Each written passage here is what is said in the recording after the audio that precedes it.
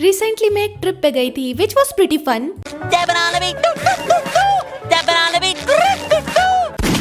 लेकिन आज मैं उसके बारे में नहीं बताऊंगी। आज मैं बताऊंगी कि मैं वहां से वापस कैसे आई।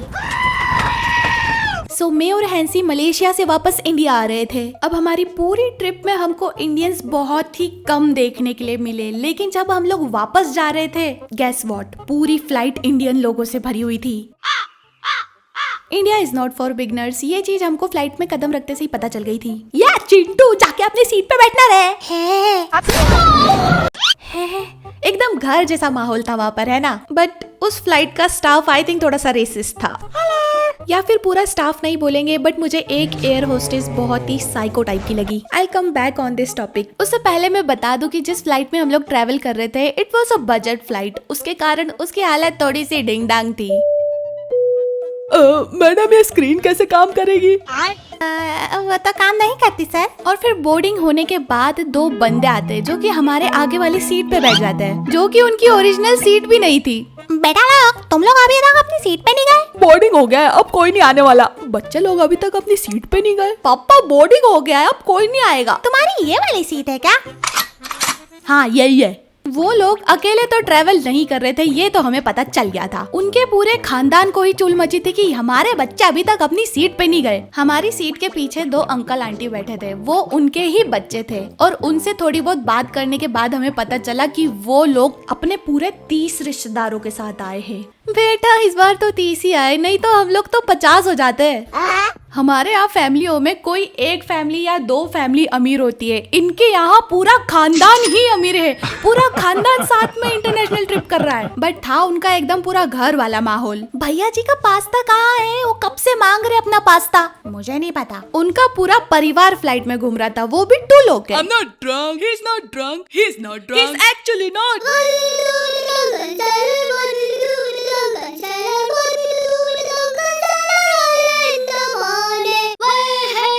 I mean, is it possible India में भी इतने ओपन माइंडेड लोग हैं क्या? मतलब परिवार में पी के घूम रहे हैं।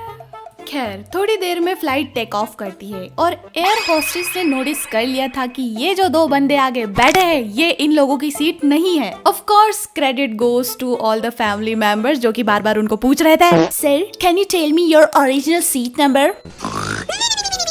Sir tell me your original seat number. My seat number 56. We don't have 56 seat.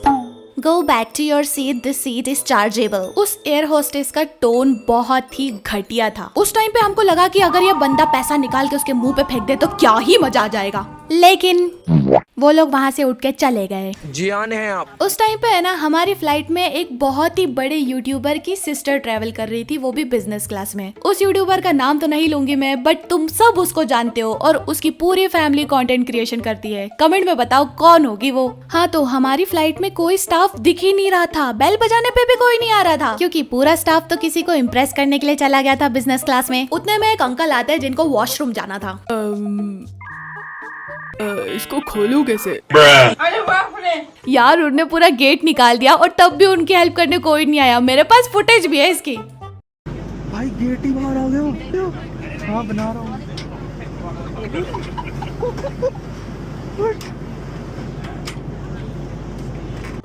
Then Hansi खुद गया उनकी हेल्प करने, क्या पता उनको जोर से आई हो तो। थोड़ी देर बाद मैं नोटिस करती हूँ कि मेरी सीट टूटी हुई है। इसी सेम एयरलाइन से हम लोग मलेशिया गए थे और उस टाइम पर भी हैंसी की सीट टूटी हुई थी। बट उस टाइम पे हैंसी ने कुछ नहीं बोला था और अनकंफर्टेबली उसने 5 घंटे तक ट्रेवल किया। बट इतना कुछ फ्लाइट में होते हुए देख के हैंसी को चढ़ गई थी चुल। हमने कंफर्टेबली जाने के लिए पे किया है तो हम कंफर्टेबली ही जाएंगे। हैंसी उसी सीट पर जाकर बैठ गया जिससे एयर होस्टेस भड़क गई थी और उसने मुझे अपनी वाली सीट दे दी।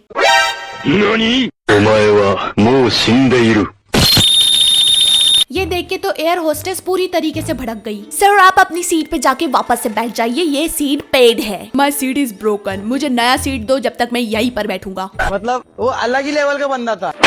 उस एयर होस्टेस ने हमारी सीट चेक करी जो कि सही में भी टूटी हुई थी। Sir, go back to your seat, I will give you new seat in just 5 minutes. अब देखो, हमको तो 5 घंटे काटने थे और इतना कुछ देख के हमारे सर पे चढ़ गई थी बकचोदी। हमने उसे कंडीशन दी कि हमें दोनों की सीट साथ में चाहिए, क्योंकि हम साथ में आए हैं और साथ में बैठने के लिए ही हमने पैसे दिए। हमने ऐसा इसलिए भी किया क्योंकि वो खुद इंडियन होकर भी दूसरे इंडियंस के लिए काफी ज्यादा रेसिस्ट लग रही थी। Like what is this behaviour, तुम हमसे ऐसे बात कर रही हो बट फॉरेनर्स के साथ तुम्हारा टोन बिल्कुल ही चेंज हो जाता है। モカちゃんが教えてくれたいろんな見た目になれるアプリなんだって。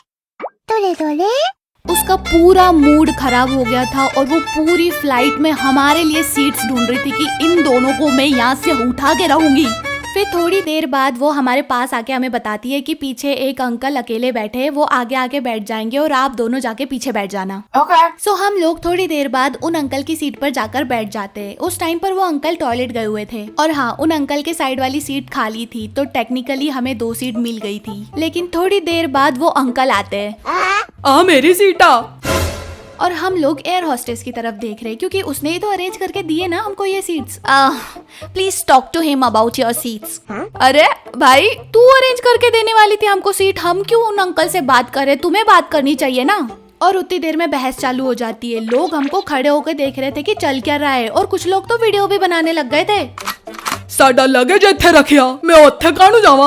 उस बंदी ने उन अंकल से बात ही नहीं करी थी कि आप आगे चले जाना और हमें आके बोल दिया कि आप लोग पीछे चले जाना। व्हाट? तो इतने कलेश के बाद हम लोग वापस से वैसे ही बैठ जाते हैं जैसे हम लोग बैठे थे और वो एयर होस्टेस वापस से हमारे लिए सीट ढूंढने निकल जाती है। मतलब क्या है, जो सीट अवेलेबल है वो सीट भी तो खाली ही जा रही है, तो उसमें अगर कोई बैठ जाएगा तो इसमें क्या चुभ रहा है इसको। और ऐसा भी नहीं कि बहुत VIP फ्लाइट है, टट्टी सीटों फ्लाइट है जिसमें सीट्स भी टूटी है और स्क्रीन भी टूटी है। खैर उससे सहन नहीं हो रहा था कि हम लोग अच्छी वाली सीट्स पे बैठे, तो वो पता नहीं कहां से 2 लप्पू छप्पू को पकड़ के लाती है और वो दोनों बंदे एग्री हो गए थे अपनी सीट्स चेंज करने के लिए। हमने बोला ठीक है, हम लोग वहां पे जाके बैठ जाएंगे, तो हमने उनसे सीट्स चेंज कर ली। एंड गेस व्हाट, उन दोनों की भी सीट्स टूटी हुई थी और इस बार दोनों ही सीट्स टूटी थी। हमने फिर से उसे बुलाया और उसे बताया कि इस बार तो दोनों ही सीट्स टूटी है। ओ भाई बिजनेस क्लास मांगो, बिजनेस क्लास। नॉर्मल सीट्स तो दे नहीं रहे, बिजनेस क्लास क्या घंटे देंगे।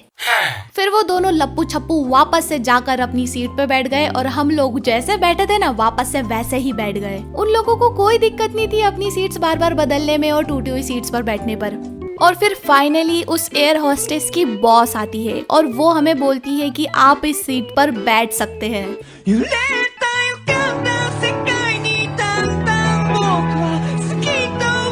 मतलब वो अलग ही लेवल का बंदा था। उनके पास दूसरी कोई अच्छी सीट थी ही नहीं, या तो फिर वो लोग रिफंड का बोल रहे थे, जो कि हमें नहीं चाहिए था। हमें अभी 5 घंटे तक सरवाइव करना है अच्छी वाली सीट पे बैठ के। फिर हमें देख के या आई डोंट नो एक अंकल भी अपनी सीट्स बदल लेते हैं और वो काइंड ऑफ ड्रंक भी थे और उस टाइम पे फिर से वो साइको आ जाती है।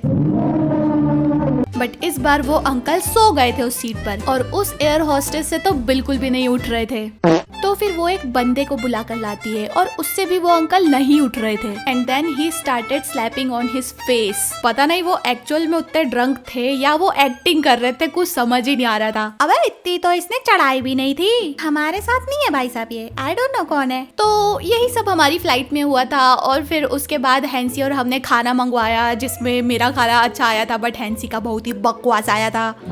ये मैं जल्दी जल्दी इसलिए बता रही हूँ क्योंकि वीडियो काफी ज्यादा लंबा हो गया और मैं नॉर्मली इतना बड़ा वीडियो बनाती रही हूँ। So this is it for today. इसके बाद हम लोग दिल्ली में लैंड किए थे और वहाँ पर बहुत ही ज्यादा खतरनाक चीज हुई थी हमारे साथ।